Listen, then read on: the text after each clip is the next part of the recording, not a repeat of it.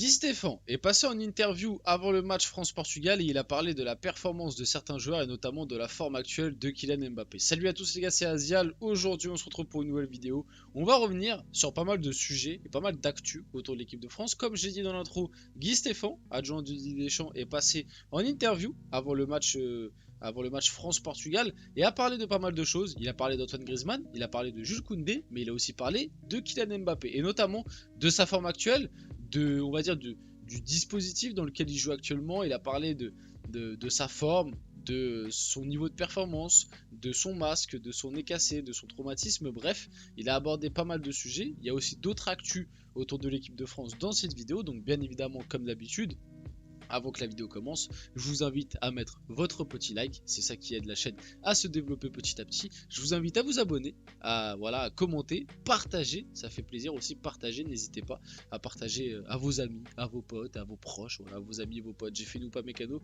décidément, hein, c'est la même chose, mais bref, vous avez capté le délire. On peut y aller dès maintenant, donc il est en méforme, on va voir tout ça un petit peu, reprendre les déclarations de Guy Stéphane, donc Guy Stéphane sur la forme de Kylian Mbappé. Et vous allez voir, je vais avoir des choses à dire encore une fois. Kylian, je pense qu'on a un peu tous minimisé son traumatisme avec sa fracture du nez. Cela n'explique pas tout, mais le choc est très traumatisant. Un masque tous les jours, un masque tous les joueurs qui doivent en porter, ce n'est pas facile de jouer avec. Il a eu une fin de saison éreintante. Cela reste Kylian, c'est un joueur de top niveau. Parfois, il est moins bon, mais il est très présent et rassembleur. Alors bon, j'ai vraiment beaucoup de choses à dire sur cette déclaration de Guy Stéphane. Par rapport déjà, on va revenir au début, le traumatisme, la fracture du nez, le fait qu'il joue avec un masque.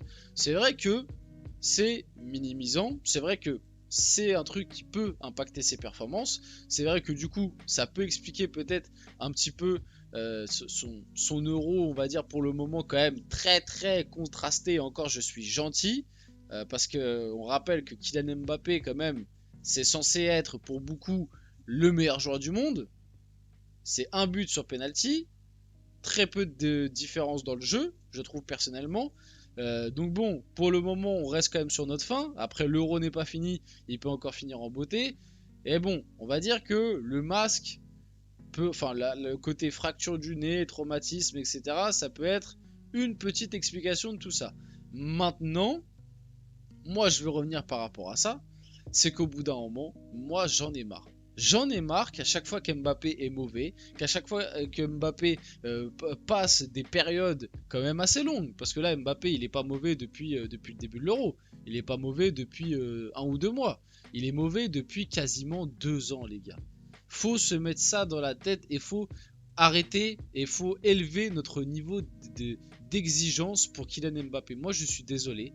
Je sais être objectif par rapport à ça. Je sais dire quand Mbappé est bon. Arrêtez de croire que je déteste Mbappé, etc. C'est pas la réalité. Je suis désolé. Regardez, la Coupe du Monde 2022 d'Mbappé, je le dis, elle est légendaire. Il te fait une Coupe du Monde où, même s'il y avait d'autres joueurs autour de lui qui étaient aussi très forts à cette Coupe du Monde 2022, notamment Antoine Griezmann, mais pas que. Mais la Coupe du Monde 2022 d'Mbappé, il avait un niveau très solide. Pour moi, le seul match où il est peut-être passé un petit peu au travers dans cette Coupe du Monde, c'est le match face à l'Angleterre où il avait été très bien pris par Kyle Walker, même s'il avait quand même réussi à faire quelques différences. Mais sinon, les autres matchs, Mbappé a été excellent et notamment on retient la finale, même si les 80 premières minutes, il est inexistant comme toute l'équipe de France, mais d'un seul coup, il allume la lumière et là, voilà, triplé. Rien à dire, même s'il y a 2 pénaltys, malgré tout, la performance est incroyable. Mais moi, je suis désolé, depuis la Coupe du Monde 2022, que ce soit avec le PSG ou même avec l'équipe de France globalement, je trouve les performances d'Mbappé mauvaises. Pour moi, si tu prends la globalité de sa dernière année et demie, c'est pas bon. C'est pas bon. Et le souci qu'on a, c'est qu'on ne veut pas le remettre en question. On ne veut pas se poser les questions de pourquoi il est moins bon, comment ça se fait que son jeu évolue de manière pas forcément positive par rapport à ses qualités. Non, à chaque fois, on a l'argument de l'excuse. C'est-à-dire que l'année dernière, quand il n'était pas bon au PSG après la Coupe du Monde, c'était à cause de Messi, c'était à cause de Neymar, c'était à cause de Verratti, c'était à cause de Galtier, c'était à cause du PSG qui faisait n'importe quoi, c'était à cause de la compo, c'était à cause du pivot gang, c'était à cause de ci, c'était à cause de ça. Ok, bon, il y avait des trucs entendables dans le lot, mais bon, ça n'expliquait pas tout. Malgré tout, certains vont me dire que sans lui, le PSG n'est pas champion l'année dernière. J'ai envie de dire, peut-être, mais c'est une réalité alternative parce que sans lui, t'as 70 millions de salaire en plus, t'as des millions d'euros en plus pour acheter sur le mercato et peut-être que t'aurais pu mettre Neymar et Messi dans des meilleures conditions plutôt que le hashtag Pivot Gang où t'as dû changer toute ton animation tactique pour que lui soit dans les meilleures conditions. J'ai envie de dire, quand il te prend le plus gros salaire et qu'en plus de ça tu le mets dans les meilleures conditions, encore heureux qu'il te fait gagner la Ligue 1 avec un minimum de buts. Mais bon, c'est pas le sujet.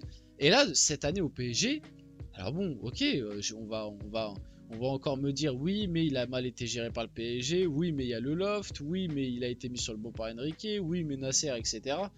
Oui, d'accord, mais c'est tout le temps la culture de l'excuse en fait. Pourquoi on parle pas dans les médias du fait qu'Mbappé cette année n'a pas été sérieux à l'entraînement? Pourquoi on ne parle pas dans les médias que cette année Mbappé a été un très très gros fêtard et qu'il n'a pas eu une très bonne hygiène de vie? Quand les années précédentes c'était Verratti Neymar, c'est ce qu'on sautait aux yeux à chaque fois, même quand ils étaient bons. Même quand ils étaient bons, on leur crachait tout le temps à la gueule. Ah mais ils ont une mauvaise hygiène de vie, il faut qu'ils quittent le club, ils sont toxiques pour le club.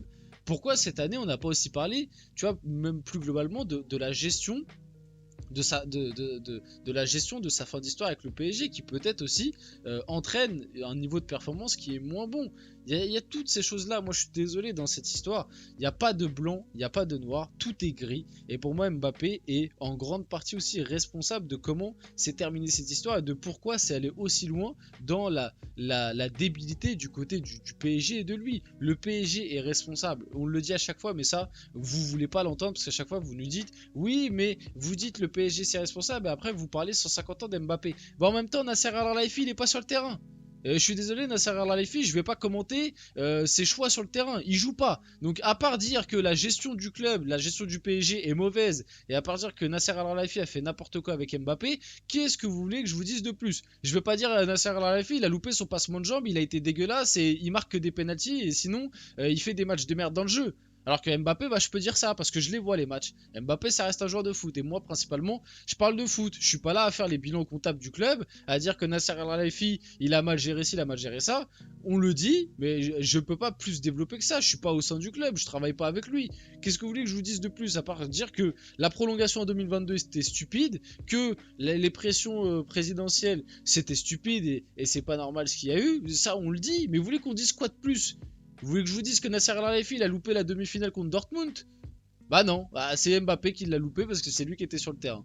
Donc voilà, et je sais qu'il y a des trucs à redire sur Nasser Al-Khelaifi, j'extrapole un peu, je suis un peu dans la caricature. Oui, la gestion du PSG est pas bonne, oui, sportivement c'est pas cohérent, oui, c'est principalement, enfin pendant longtemps ça a été principalement un projet marketing, oui, l'empilement des stars, oui, Nasser a mal géré Mbappé, oui, Nasser a mal géré Neymar, oui, tout ça on sait, on l'a dit, redit, mais vous voulez qu'on développe quoi de plus? Quand à chaque fois qu'on parle de cette histoire, on dit ça et après on part sur Mbappé parce que c'est normal, Mbappé on voit les matchs, donc on va commenter les matchs, on va commenter sa relation avec les supporters, on va commenter son attitude. Je suis désolé, moi j'ai pas vu Nasser Al-Khelaifi être sorti à la mi-temps face à Monaco et même pas retourner sur le banc avec ses coéquipiers, s'habiller, passer des coups de téléphone et aller dans les tribunes avec sa mère. Moi j'ai pas vu ça de Nasser Al-Khelaifi, par contre j'ai vu ça d'Mbappé. Donc je le dis et je le critique par rapport à ça. Bref, on va passer là-dessus. Juste pour dire que oui, Mbappé, il y a des choses qui expliquent son niveau actuel qui est mauvais. Maintenant, moi j'en ai marre qu'on lui pardonne tout, ou quasiment tout, et qu'on lui trouve toujours des excuses alors que des fois il y a aussi sa part de responsabilité et je trouve qu'on la met pas assez en avant. Guy Stéphane a aussi dit que Jules Koundé fait un euro parfait et sur ça on est plutôt d'accord. Il est très très bon depuis le début de cet euro et c'est assez surprenant même dans ce rôle de latéral droit qui lui a fait si souvent défaut surtout en équipe de France. Là il répond présent et rien à dire, Jules Koundé fait un très bon euro. Jules Koundé a parlé sur Antoine Griezmann. Antoine est l'une des raisons pour lesquelles j'ai aussi réussi un bon match car il m'a beaucoup aidé sur le plan défensif face à la Belgique. Alors Jules Koundé a déclaré ça. Moi personnellement je trouve pas trop. Alors il l'a fait un petit peu parce que c'est Antoine Griezmann et tout, c'est dans son ADN, on connaît. Mais je trouve pas non plus que Antoine Griezmann et on va dire fait des efforts surréalistes sur le côté droit de Jules Koundé. Si on doit être honnête, c'est surtout je trouve que du côté droit, t'avais Théâtre qui montait pas en fait. Donc côté droit, t'avais juste Doku qui attaquait Koundé et du coup c'était souvent des 1 contre 1. Et Koundé a très souvent remporté ses duels face à Doku. Donc voilà, mais j'ai pas trouvé que Griezmann ait fait un si grand effort défensif que ça. Dans la normale, quoi. Il a fait ce qu'il fallait, mais il a pas non plus surfait, on va dire. Guy Stéphane sur Antoine Griezmann. Griezmann, on parle d'un joueur qui a 133 sélections, qui a marqué 44 buts jusqu'à mars dernier. Il avait fait plus de 80 matchs de suite avec la France. On a regretté son absence au mois de mars quand on a perdu contre l'Allemagne, et ça c'est bien vrai. On ne va pas le remettre en question aujourd'hui, c'est un joueur collectif, très subtil dans le jeu. Il nous apporte beaucoup et le fera encore. En vrai, sa déclaration, je suis totalement d'accord. Le souci qu'on voit, c'est que depuis le début de l'Euro, on voit Antoine Griezmann qui n'est pas forcément à l'aise, qui n'est pas forcément bon, et on ressent, en tout cas moi j'ai l'impression, qu'entre Didier Deschamps et lui, c'est peut-être pas la même relation qu'avant. En tout cas, c'est qu'un simple ressenti, et même par rapport aux infos qui étaient sorties très récemment, on a l'impression que c'est quand même un petit peu le cas. On va finir la vidéo là-dessus, j'espère que cette vidéo vous a plu, si c'est le cas, n'hésitez pas à la liker, commenter, partager et vous abonner les gars, c'était Azial, on se retrouve très rapidement pour une prochaine vidéo.